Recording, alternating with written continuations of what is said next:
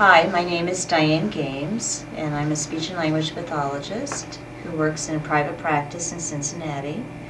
I'm also board-recognized specialist in fluency disorders.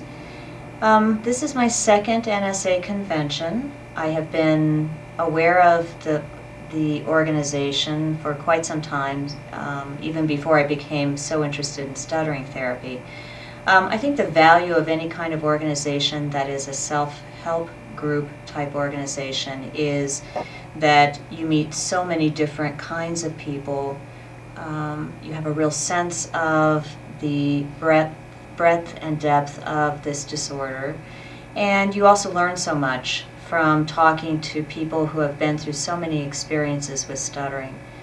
My first convention was in Atlanta last year, and I ran the Siblings and Friends group. And in that convention, I had an opportunity to meet several brothers and sisters and friends of the kids who were attending the convention. Through that process, I got to see a little bit of the family life and what kids were thinking as they were dealing with a brother or sister who stuttered. So this was a very good experience for me. I just ran that same session this year and learned again so much about the family component of stuttering. I think... Hold on just a second. Okay.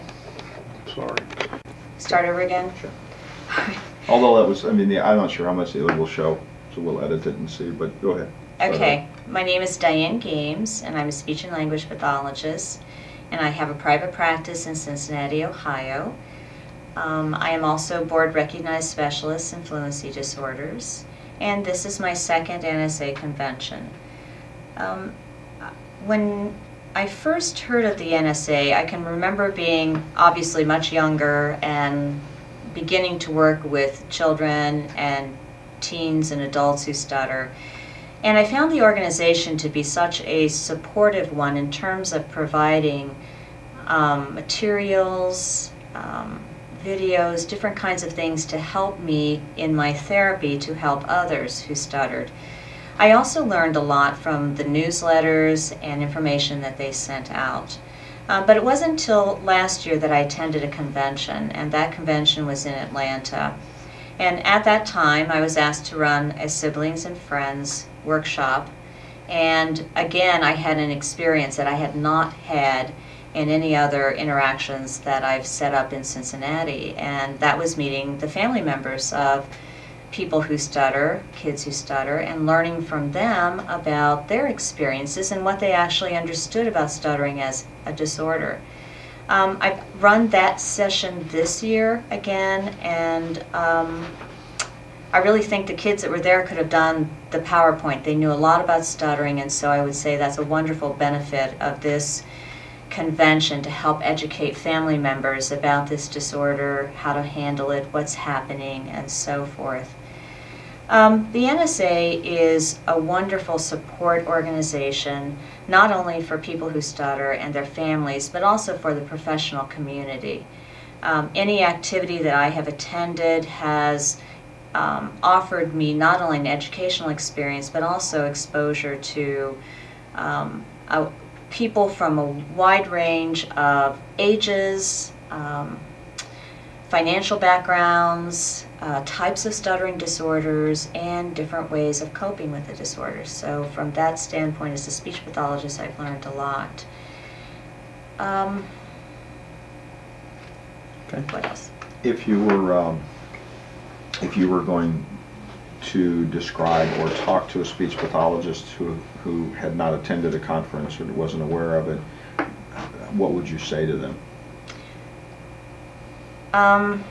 I would tell them that the NSA conference is a teachable moment, I guess, in my career, because I'm meeting so many different people who have stuttering issues or stuttering problems, who come from so many different areas of the country, have had so many experiences in treatment, as well as support groups. It's an incredible hands-on learning experience. I also think the program here is unique in the fact that there are sessions for professionals, there are sessions for families, there are sessions for parents.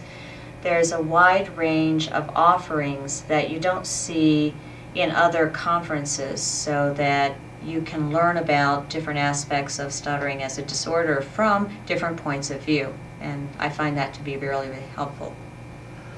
How have you found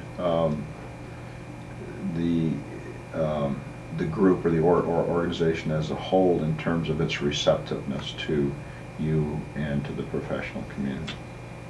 I think that, well, I have personally have had a positive interaction in this organization as a professional.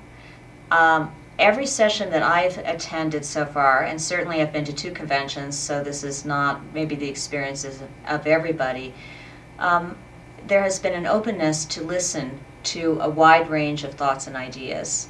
I have not felt in any way that therapy or treatment was not a good idea. I do know there are people who choose not to go through therapy. I think that there's just an understanding that everyone has to choose their own path, and also the program is set up so that you have options for not only the people who stutter to learn about different treatment approaches and whatnot, but also for the therapist to learn about aspects of stuttering and personal choices and life paths that maybe don't involve therapy.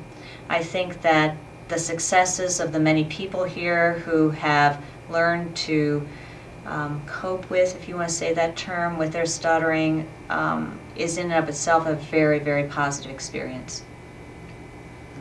So, another advantage of attending a convention at the NSA, in my mind, is seeing people who stutter of all ages functioning in an environment with their families, and also with professionals around. It's sort of a unique environment in terms of your education to learn more about the family component and how stuttering might impact other family members, but also to see and learn how people function when they're in a situation where it's okay to stutter and it's okay to be yourself.